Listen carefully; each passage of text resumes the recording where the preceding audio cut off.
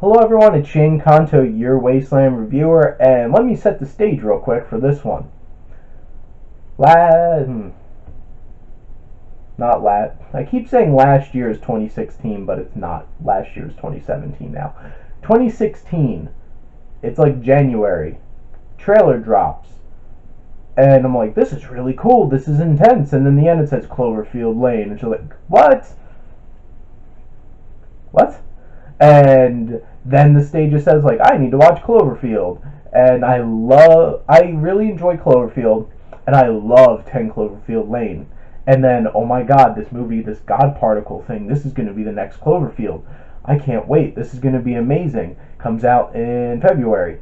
Whoops, nope. Comes out in April. And it's just like, okay, then it's last weekend. One of the reasons why I did not film anything last weekend was I spent the whole weekend down with my mom and my dad. I was watching the Super Bowl with my dad, and then boom, the Cloverfield Paradox on Netflix. Just like, wait, what? And it came out that night. What the hell just happened? So I'm like, oh my god, I'm watching that Monday or Tuesday night. And then the reviews started coming in, and it's a dumpster fire. And it's just like, wait, what? So, there's a stage set, and this is my review for the Cloverfield Paradox. I was so disappointed with this movie, and no wonder it went to Netflix. Paramount's like, okay, bye. And this is directed by Julius Ona, and this film is about a space station who's doing all these like particle charging like experiments and stuff like that, and break some kind of space-time thingy and get sent to a different dimension of Earth. And this woman, the main woman on the crew, is like, her husband's back on Earth, and something crazy's going on Earth.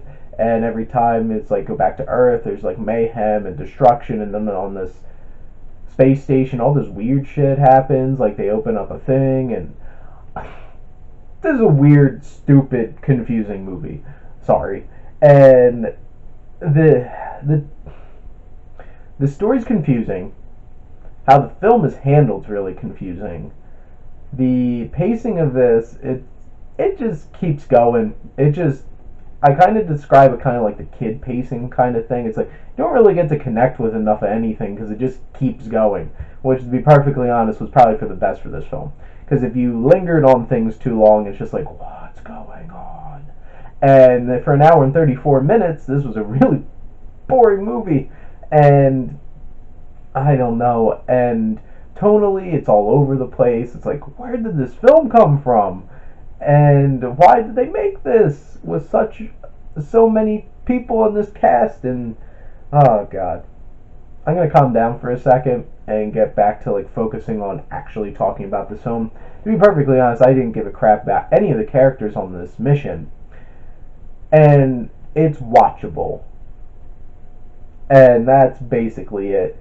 It's honestly, this wasn't made for Netflix, but honestly, it's kind of shot to look like it's made for Netflix. And by Dan Mindel, the cinematography isn't the greatest. It's kind of just like, it's there. There's a lot of, like, the ship looks cool, interesting set pieces. The special effects aren't terrible. This was written by Oren Uziel, and this story is all over the place. It makes no sense, and it's just confusing. And they use the couple of these things happen because we're in an alternate dimension. Okay, so it's just an excuse for you to do a bunch of weird things for like shock value. That's basically, this movie's just a bunch of shock value. Just like, what kind of weird shit can we do to this person now? Or this person, or this person, or this person. And that's basically this movie. And, which, to be perfectly honest, some of the sequences were pretty cool and interesting. That weird stuff was interesting. It just didn't feel earned or paid off or anything in any shape or form.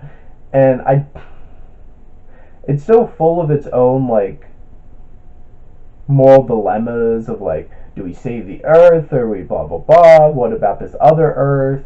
they're all destroying each other, and do we just go back to our home Earth and our dimension and let them destroy each other, or do we try to do something? It's just like, your moral dilemmas and your themes in this film are so heavy-handed and exposition galore. This movie is.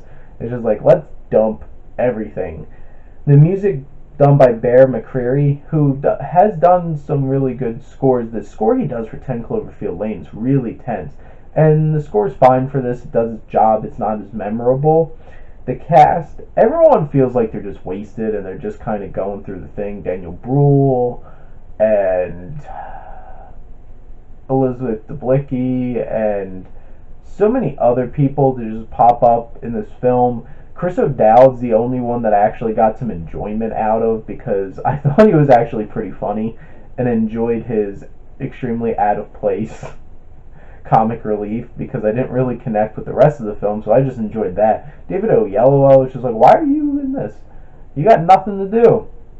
And I didn't bother writing down all the names of the actors and actresses in this film, and the main female actor in this film, I felt like she had some moments where she got to shine emotionally, but I'm just like, I really still don't care, honestly. And the scenes where you cut back to our Earth are so out of place and cut the pacing, and just like, I don't care. Why do we keep cutting back to here? And not to spoil anything, but you could probably guess to connect to something.